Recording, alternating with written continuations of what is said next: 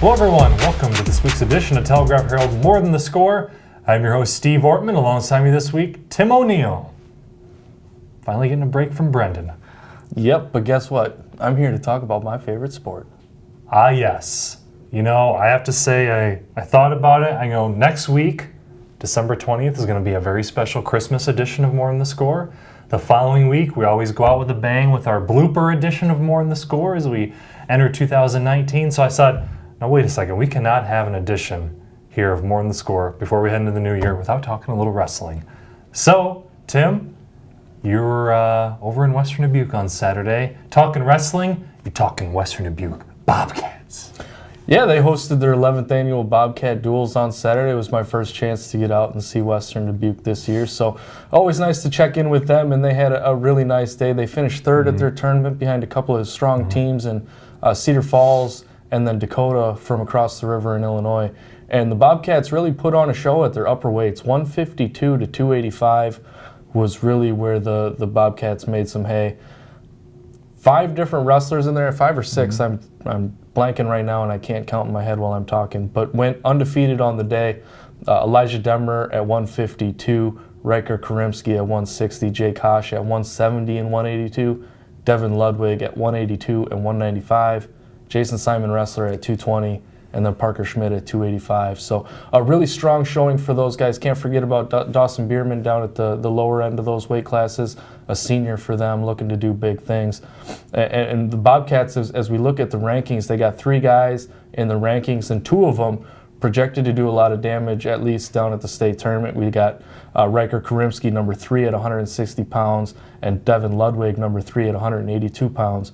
Both of those guys are 2-time state qualifiers. The only other Bobcat in the predicament rankings is number 7, Jake Hush at 170. He qualified for the state tournament last year, so Bobcat's looking to do big things later. I love these episodes. I just get to stare at the camera and nod my head. Yeah, I just pretty much can rattle off all kinds of stuff, and the only trick for me is to make sure that I say it right. Yeah, well, let's, who else is standing out here in 3A along with the Bobcats? Well, for 3A in this area, it's really 2 teams at the top in Western Dubuque and Dubuque Hempstead. You look at Hempstead, they have the most ranked wrestlers in the area based on those predicament rankings. See, I'm already screwing up my That's talking. quite a predicament. Yeah, I am. Good one. But those are the rankings we typically use. They have 4 wrestlers in those rankings. Top among them is Joe Pins, number 2 at 132 pounds, 3-time state qualifier. Pretty sure he's a 3-time state place winner. I have to double check, go back, make sure what he did his freshman year, but he was 3rd place finisher last year and looking to do some really big things. If he has a big year this year, the school record for wins is within reach. It would take, I believe, 48 wins for him this season to tie it, but obviously the way he wrestles, he's well within reach. And then looking at the other ranked Mustangs, you got number 6, Trevor Myers at 160. Number 8, Kent Kragenbrink at 170, and number 9, Tyler Murphy at 145. All 3 of those guys were state qualifiers last year. And if memory serves correct, Kragenbrink now a 2-time state qualifier. So Hempstead's got a really deep lineup. There are another bunch of other good wrestlers in that lineup that aren't in the rankings. So Hempstead and WD both are going to be looking to make a trip back down to the state duels. Who knows, they could be wrestling each other for a spot in the state tournament. They could be in different regionals and both make it to the state tournament. But when they meet up in the county clash after Christmas, that is going to be one doozy of a duel.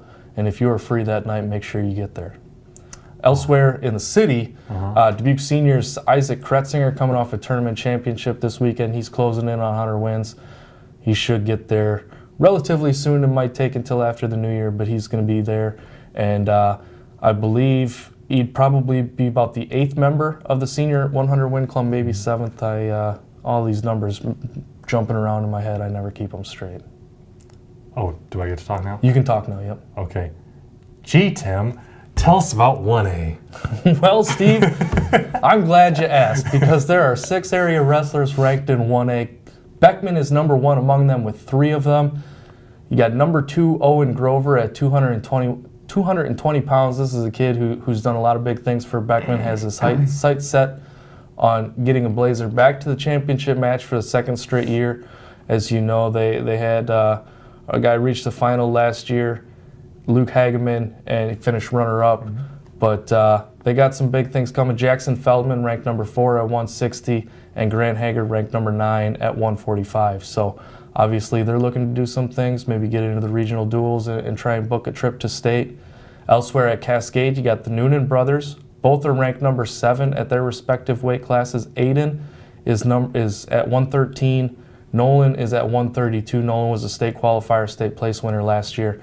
And then at Bellevue, number 6, Hunter Clausen at 170. We've talked about the Clausen Comet a bunch on this show. He's closing in on 100 wins. I believe he would be the 4th Comet to reach 100 career wins. And in talking with his coach, Dave Rebarger, if he has a 50-win season, that would be the school record for wins for him as well. Well, same story every year. Tremendous talent here in our area when it comes to high school wrestling, so it should be fun to see how the season unfolds. I'm sure they'll be caravanning down to the state meet once again. Obviously, a big event there. So. But wait, Steve. Oh boy. I'm not done. Oh my gosh. We haven't talked about 2A. I mean, yes. Yes. We haven't talked about 2A. We got 2A.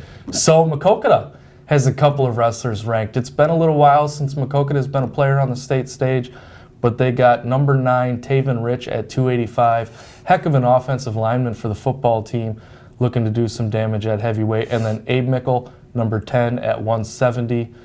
And then we look in the city at Dubuque Wahlert, defending Class 2A state champions. They qualified 4 wrestlers last year. They sent 3 to the finals, 2 won state championships, and that was enough to bring home the team crown. But unfortunately, all 4 of those qualifiers have graduated. They have just 1 wrestler in the rankings, Connor Dean. I hope I pronounced his name right. He transferred from the Twin Cities area. He is a cousin of former Wahlert state qualifier Riley Haskin, from what I was told. His mom or parents are from the Dubuque area, so they transferred back to be here. So he will be leading the Wahlert lineup. He is number 9 at 160 in the IA Wrestle rankings. So now you can wrap it up, Steve. I think I'm done. Okay. So anyways, like I said before, and just pretend I said it here. So that's going to do it for this week's edition of Telegraph Herald More Than the Score. I'm your host, Steve Ortman. For Tim O'Neill, we will see you next week. Be sure to check in next week for our December 20th edition, a very special Christmas edition as we get ready for the big holiday, Merry Christmas edition of More Than the Score. I think we're going to have a very special guest host. I think we're going to hear from all kinds of players and coaches across the Tri-State just to see what they want exactly for Christmas. So it should be a really fun episode. Tons of coaches, players from the area represented, so be sure to tune in next week. We'll see you then, I guess. Weird outro, but yeah, that's it. Okay. Sure. Bye. All right, that's it. Good. We're good. You shut it.